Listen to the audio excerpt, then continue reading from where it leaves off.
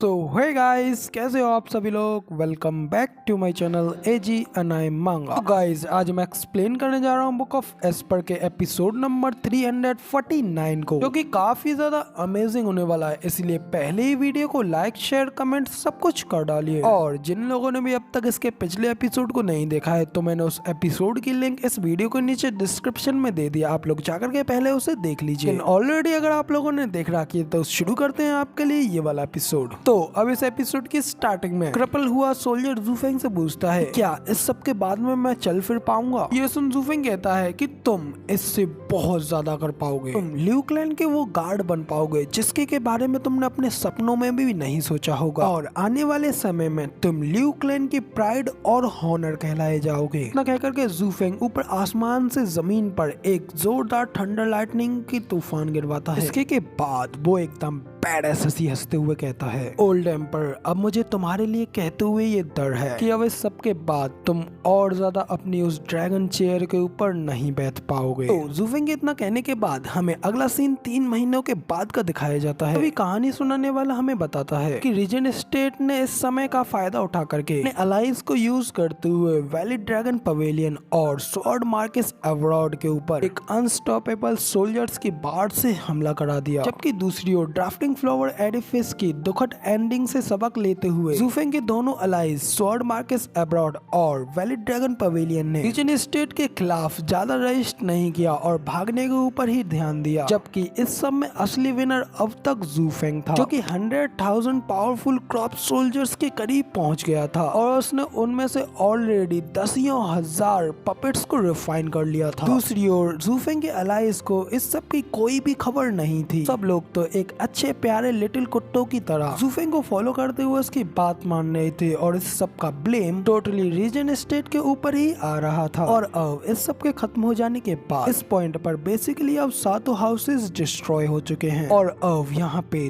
2 poles ही established हुए हैं। तो अब कहानी सुनाने वाले के बाद अब हमें अगला सीन जूफेंग के गोल्डन डिस्कशन रूम का दिखाया जाता है कि जूफेंग के सभी अलाइज और जूफेंग इस सब चीज के ऊपर डिस्कस करने के लिए बैठे होते हैं। तो अब इधर जूफेंग अपनी बात रखते हुए कहता है कि अब इस सब के बाद हैज मनी की दुनिया होनी चाहिए। इंपीरियल फैमिली इनर और आउटर साइड दोनों साइडों से ही एक बड़े कॉन्फ्लिक्ट में घिरा हुआ है, जबकि रीजन स्टेट बिना किसी दिक्कत के पूरे टियानी में तबाही मचाते हुए चल रहा है, और अब दोनों कैंप ही टूटने की कगार पे हैं, और इस सब का मतलब युद्ध अब दस्तक दे रहा है, और हम लोग अब इसको और ज्यादा टाल नहीं सकते। तो अब इधर जूफेंग की ये सारी बातें सुनने के बाद वैलिड ड्रैगन पवेलियन के लॉन्गजियो गुस्सा होते हुए कहते हैं, तो अब की बार हम लोग पिछली उन गलतियों को नहीं करने वाले हैं। हम लोग हजारों सालों से उनके हाथों कष्ट सहते हुए आए हैं, और अब तो उन्होंने हमारे हाउसेस को भी डिस्ट्रॉय कर डाला है, और अब इस समय देश के खातिर अगर हम लोग बाहर नहीं निकले तो हमारा ये नेशन भी हमारे हाथों से छिन जाएगा। लेकिन अब हमारे पास ब्रदर के रूप में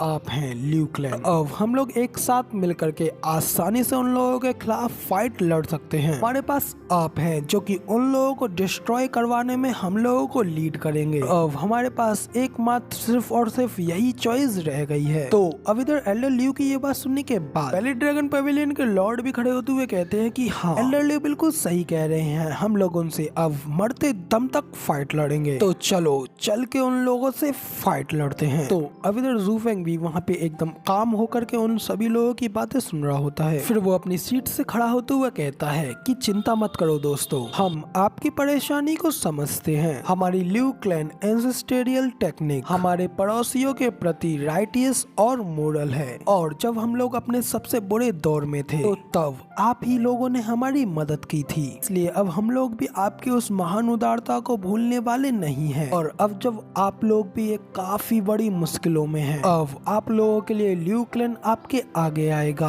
और आप लोगों को न्याय दिलाएगा, और अब आज से ही वॉर की डिक्लेरेशन है। अब मैं ये घोषणा करता हूँ कि हम लोग अब अपनी मौत तक उन लोगों से फाइट लड़ेंगे। तो अब इधर जूफेंग के मुंह से वॉर की डिक्लेरेशन की बात सुनकर के आगे के सभी लोग भी खुश हो जाते हैं और कहते हैं कि बहुत अच्छे बहुत अच्छे स्टीवर्ट जू, आप बहुत ज्यादा राइटियस हैं। ल्यू क्लैन बहुत ज्यादा ब्रेव और राइटियस है और एक बुद्धिमान क्लैन के योग्य है। तो अब जब सभी लोग इन सब चीजों के नारे लगा रहे होते हैं, दूसरी ओर यूनाई भी इस सब के बारे में सोचते हुए अपने मन में कहता है कि परोपकारी तुम सब लोग यहाँ पे इसीलिए हो क्योंकि तुम्हें पता है कि अब इस समय सिर्फ जू फेंग ही एक ऐसा है जो कि तुम्हें इस सब में फायदा दिला सकता है। इस दुनिया में जहाँ ताकतवर कमजोरों को खा जाता है और सिर्फ केवल धार्मिकता के साथ चलने पर व्यक्ति पास्ट में ल्यू क्लैन की तरह एक खेदजनक डम्ब पोजीशन पे पहुंच जाता है। तो अब इधर इन सारी चीजों के बारे में सोचते हुए सुनाई अपनी सीट से खड़ा होता है और कहता है कि सभी लोग, मैं ल्यू क्लैन के क्लैन हेड होने के नाते रीजन स्टेट को खत्म करने के लिए और आप सभी लोगों को जस्टिस दिलाने के लिए मैं युद्ध की घोषणा के ड्राफ्ट को तैयार करूंगा। तो अब इधर यूनाई के इस डिक्लेरेशन को सुनने के बाद जू फेंग भी उसकी ओर देखता है। जू फेंग भी हल्की से स्माइल देते हुए कहता है कि बहुत अच्छे, आपने बहुत अच्छा कहा क्लैन मास्टर लियो। जू फेंग के इतना कहने के बाद यहाँ पे कहानी सुनाने वाला फिर से हमें बताता है दूसरी ओर रीजन स्टेट ने ऑलरेडी वॉर का डिक्लेरेशन कर दिया था। अब वो ल्यू क्लैन को इस वॉर डिक्लेरेशन के मैसेज को भेजने की तैयारी कर रहा है। इसी के साथ अगला सीन हमें रीजन स्टेट का दिखाया जाता है यहाँ पे कि सभी लोगों ने ऑलरेडी अपना डिस्कशन कर लिया था और वो लोग वहाँ से जाने के लिए एक दूसरे को फेयरवेल दे करके वहाँ से जाने के लिए निकल गए थे। तभी पीछे से सर लैंग मिंग को रोकते हुए कहते हैं कि सर यू मिंग, मैंने सुना है कि आप सेकंड प्रिंस के काफी ज्यादा क्लोज हैं। ये सुन मिंग भी पीछे मुड़ करके सर लैंग से कहता है हाँ ये बिल्कुल सही है, वो मेरे ऊपर कम्प्लीटली ट्रस्ट करता है। सर लैंग कहते हैं कि तो फिर आपको फिर से उसकी साइड पे रिटर्न आ जाना चाहिए। मेरे और जुगे चंगफेंग के बीच एक दूसरे को समझने की अच्छी समझ है, लेकिन जब उस